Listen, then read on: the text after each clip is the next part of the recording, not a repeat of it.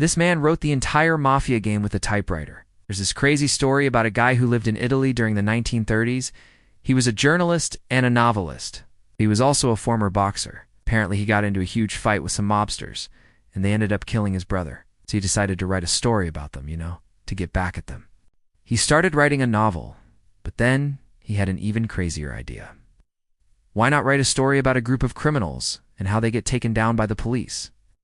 And so he wrote the entire Mafia game, which was first published in 1934. The game was a hit, and it's still being played today. But here's the thing. The guy who wrote it didn't make any money from it. He died believing that he had killed the Mafia with his bare hands.